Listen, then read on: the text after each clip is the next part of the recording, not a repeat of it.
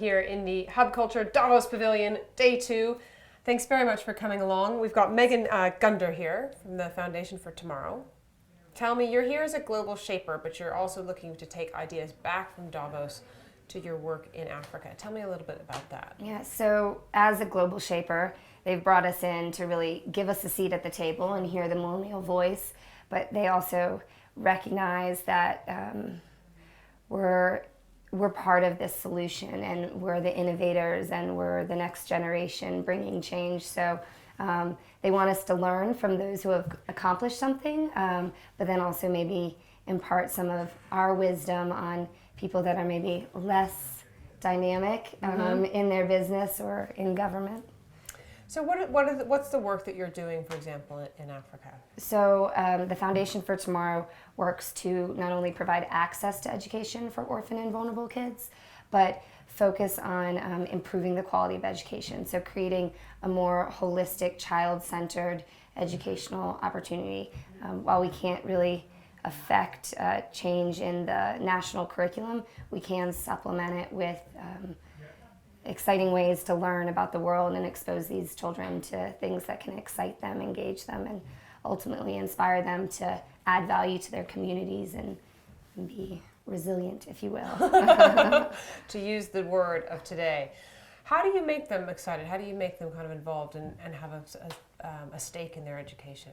Yeah, I think with this demographic specifically that we're working with, the orphan and vulnerable population, they don't have that network of support and family that can push them forward and expose them to what's out there. So a lot of them are coming from the real rural parts of Tanzania, and until something is shown to them, they might not know that exists. So, for example, we have a secondary school girl who spoke at our stakeholders meeting and expressed her interest in becoming a pilot. It just happened that one of our board members' neighbor owned an airline in Tanzania, and created an opportunity for her to go up in a plane and learn more about what it takes to actually be a pilot, to see if this is not just a childhood dream, is this something you can really do and want to do? So it's providing those sort of opportunities and exposing them to the world out there, but then it's also creating self-reliant individuals that value their own community.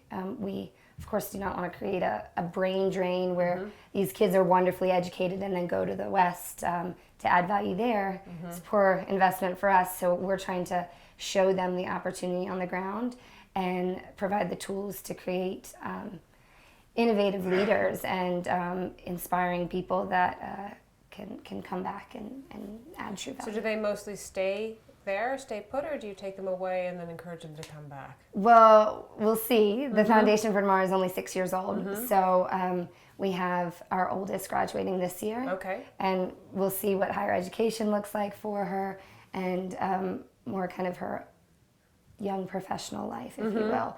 But the majority of our kids are still late primary school, but even just seeing their personalities evolve. It all started with these 3 triplets, Helena, Yusufu, and Matayu. And when you're looking and interacting with triplets at like 2-3 years old, their personalities are very similar and they play off each other. And now at 12, they're very different individuals, have very different skill sets and interests. And so it's that sort of witnessing of change that kind of pushes us forward and helps us recognize what we're doing is working. Fantastic. Meghann, thanks so much for coming along to the Hub and telling me a little bit about your work. And I'm Edie Lush.